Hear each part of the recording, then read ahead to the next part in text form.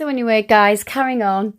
So basically, the nurse's attitude, she's an older nurse, and I'm not saying all older nurses have, as I don't want to single older people out, because I'm of the older generation. She looked about slightly older than me.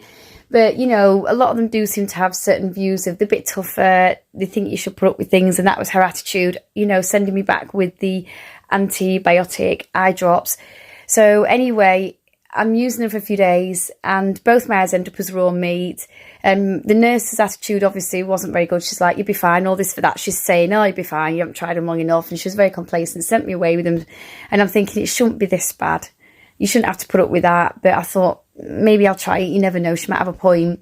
And it did seem to get better for a while, but like I said, it got worse again. Both eyes end up like raw meat, especially this one. I'm back at the doctors again, phoned them up on Friday. This is the third time now I've spoken to a medical professional, and they're like saying again, it's an allergy. And I'm thinking it's something that's got into your eyes. It's been like 14, 15 days at this point.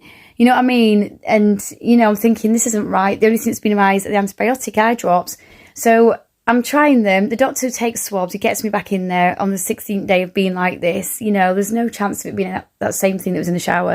And he's taking swabs of my eyeballs. Good job I'm not squeamish. He's taking a swab of my eyelids. And he wants to know he's getting the right thing he's saying.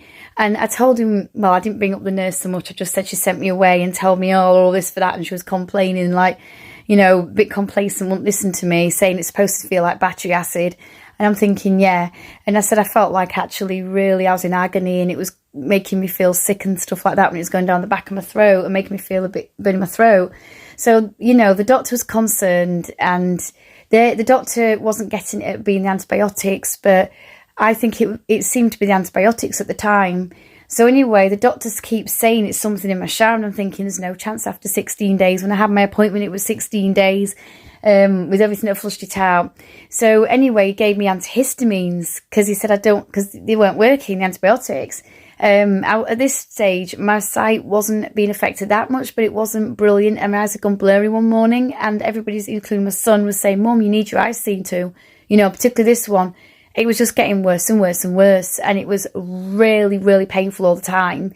And it was almost feeling like a throbbing feeling as well, with the pain. So anyway, tried antihistamines, and I'm thinking to Greg, the only thing that's been in my eyes is the antibiotics. So I'm not using them. So I had a day without them. Now, as soon as I started using antihistamines and I didn't use antibiotics for a day, it almost as good as cleared up.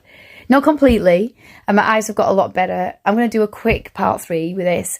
So the doctor, I've got to let them know it's antibiotic drops that have caused my eyes to get worse than, I don't even know if it was eye infection or